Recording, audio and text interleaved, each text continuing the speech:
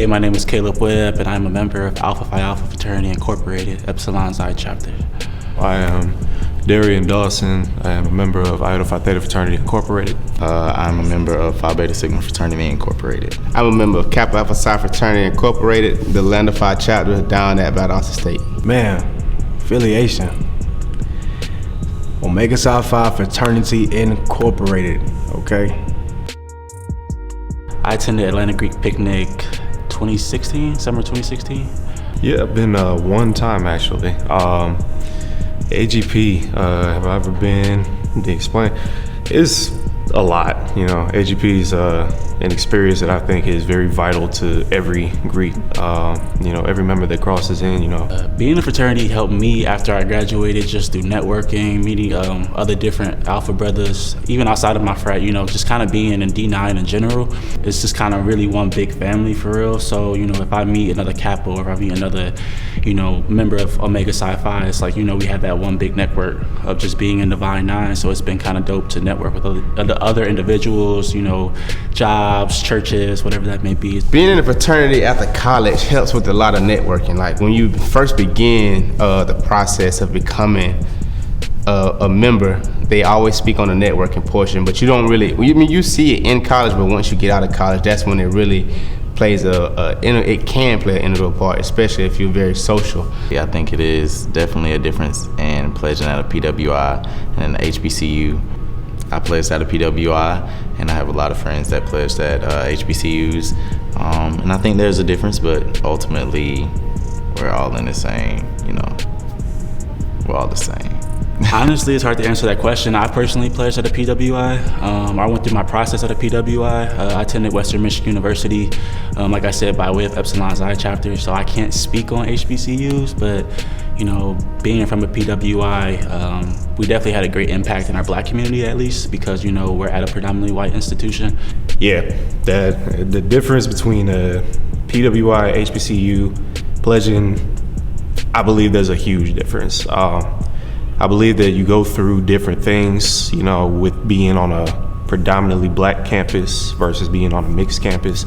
The only thing I really speak for is my own campus, which is Georgia State, but I've been to several different HBCUs and such, and the difference is just being there, the atmosphere and such is way different.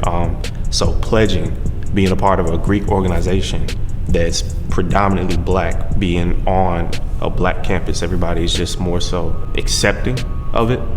Whereas, PWI it's a bit more of a battle, I would say. So I did research on all the fraternities, not just fraternities, sororities also, but as in the frats, I definitely researched all of them, and I guess you can see which one I picked, so. Kappa Alpha Psi was my first choice. I couldn't see myself pledging in any other frat.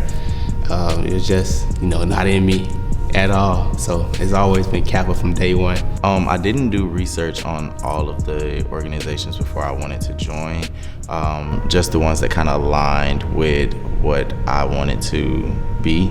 As far as my first choice, it was the very first one I was solidified with. It wasn't the very first one I looked at, but this was the fraternity that I felt like I was home at. As a matter of fact, I believe to this day, if this fraternity didn't exist, I probably wouldn't be Greek. Man, I always speak to my fraternity brothers when I see in the room, so gotta speak to your fraternity brothers you see them in the room. It's definitely a purpose in it, if you know what I'm saying. So, man, you walk into the room, you see a fraternity brother, it's linked on right then. It's gotta be love. I do not always speak to my fraternity brothers when I walk in a room. I don't avoid it per se, but I definitely don't always speak. Yeah, if I walk into a room and I see a wristband or any letters or whatever that may be, that may be affiliated with my frat, I'm definitely gonna always speak to you. For us, because we're the smallest, everybody knows that. For us, seeing each other is like almost like a brotherly interaction. You ain't seen your brother in like 10 years or something like that. You see him, it's like, oh man, what's up, there's no like not speaking to them, even when you don't really know them like that. It's just great to see that there's another one nearby. I mean, the year that I stopped party hopping or going to all of the undergraduate parties and strolling everywhere and being a super neo was 2015. As soon as after I crossed and graduated, that was it for me. Stop strolling. Never. It would never stop. No, I'm just playing. But no, at the same time, at a point in time, you gotta stop. You know, they start calculating you as old. You know what I'm saying? So I would say spring 15, I'm definitely in that box now. At what age do you stop party hopping? That's hard, because, you know, I see a bunch of old heads doing that right now. What age am I gonna stop party hopping and only strolling that club? I'm almost at that age right now, and I'm 26.